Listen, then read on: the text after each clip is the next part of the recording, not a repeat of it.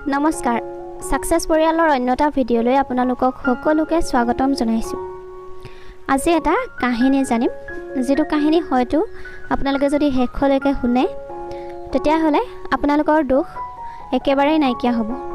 যদি বিশ্বাস হোৱা নাই তেতিয়াহ'লে কাহিনীটো শুনি চাব পাৰে এবাৰ। এখন গাঁৱত এজন খেতিয়ক আছিলে। তেওঁ বহুত দুখী আছিলে। কোনোবাই এদিন তেওঁক ক'লে, তুমি নিজৰ সমস্যাবোৰ সমাধানৰ বাবে মহাত্মা বুদ্ধৰ ওচৰলৈ যোৱা। তেওঁ তোমাৰ সমস্ত দুখৰে নিবাৰণ কৰিব। কথা শুনি খেতিয়কজনে বহুতেই ভাল পালে। আমাৰ সকলোৰে জীৱনত থকা দুখৰ দৰেই সেই খেতিয়কজনেও বহুতো সমস্যাৰ সন্মুখীন হৈছিল। তেওঁৰো বহুতো দুখ আছিল। মহাত্মা বুদ্ধৰ ওচৰ পোৱাৰ লগে লগে সকলো কথা তেওঁক ক'বলৈ ধৰিলে। হে বুদ্ধ, মই এজন খেতিয়ক। মই খেতি কৰি ভাল পাওঁ, কিন্তু কেতিয়াও বৰষুণ পৰ্যাপ্ত পৰিমাণে নহয় আৰু মোৰ খেতি ধ্বংস হৈ যায়। প্ৰত্যেক বছৰে খাবলৈকে নহয়গৈ, আৰু এই বছৰৰ খেতিটো বেছি বৰষুণ হোৱাৰ বাবে আকৌ শেষ হৈ গ'ল চব। এতিয়াও মোৰ ওচৰত খাবলৈ নাই। মহাত্মা বুদ্ধই খেতিয়কজনৰ কথা শান্তিপূৰ্বকভাৱে শুনি আছিলে। খেতিয়কজনে আকৌ ক'বলৈ ধৰিলে, হে প্ৰভু, মই বিবাহিত। মোৰ পত্নীয়ে মোৰ বহুত ধ্যান ৰাখে। ময়ো তেওঁক বহুত ভাল পাওঁ, কিন্তু পৰিস্থিতিৰ বাবে তাই মোক কেতিয়াবা বেয়াকৈও কয়। কেতিয়াবা মই ভাবোঁ তাই মোৰ জীৱনলৈ নহা হ'লেই ভাল আছিলে। মোৰ 4টা ল'ৰা ছোৱালীও আছে, বহুত ভাল, কিন্তু কেতিয়াবা মোক অৱজ্ঞা কৰে সিহঁতে। কেতিয়াবা এনেদৰে ব্যৱহাৰ কৰে যেন মোৰ ল'ৰা ছোৱালী নহয়েই। খেতিয়কে নিজৰ ভিতৰৰ সকলো কথা বিৱৰি ক'লে খোলাখুলিকৈ। এনেকুৱা এটা সময় আহিল যে খেতিয়কে নিজৰ কথা কৈ নিজৰ মনটো একেবাৰে পাতল কৰি পেলালে। শেষত অপেক্ষা কৰিলে যে বুদ্ধই কিবা এটা উপায় দিব। খেতিয়কে ক'লে, হে বুদ্ধ, মই আপোনাৰ ওচৰলৈ কিবা এটা সমাধান বিচাৰিহে আহিছোঁ। বুদ্ধই অলপ পৰ ৰৈ ক'লে, মই তোমাৰ একো সহায় কৰিব নোৱাৰোঁ। খেতিয়কে আচৰিত হৈ ক'লে, কি কৈছা প্ৰভু?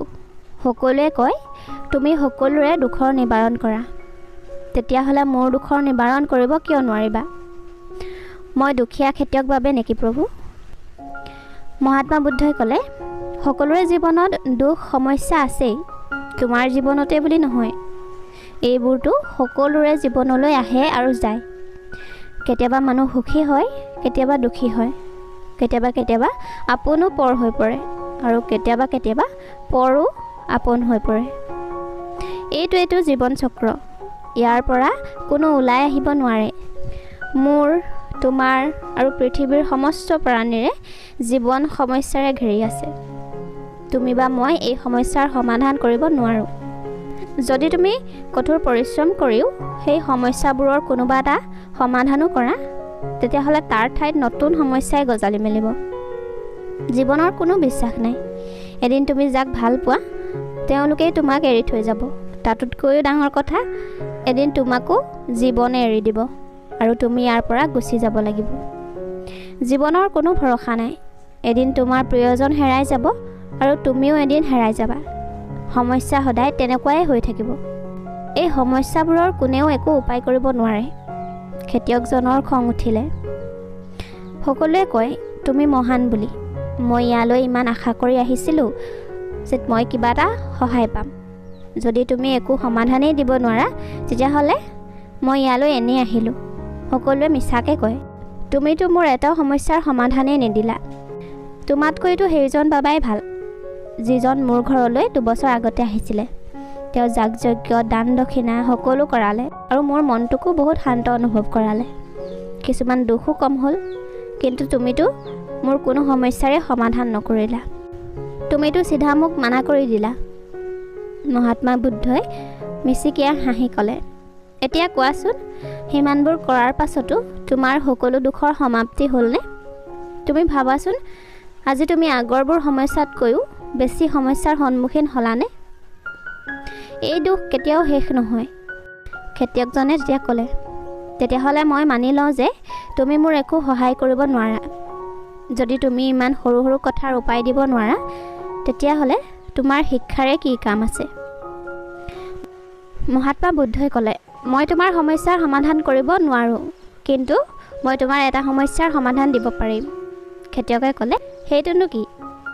বুদ্ধই তেতিয়া ক'লে, মই তোমাৰ সেইবোৰ সমস্যাৰহে সমাধান কৰিব পাৰিম, যেনে তুমি নিবিচাৰা যে তোমাৰ জীৱনলৈ কোনো সমস্যা আহক। এই সমস্যাৰ বাবেই সকলো সমস্যাৰ জন্ম হয়। যদি তুমি এইটো কথা স্বীকাৰ কৰি লোৱা যে জীৱনত কোনো সমস্যা নাই, সকলোৰে জীৱনত কিবা নহয় কিবা সমস্যা আছেই।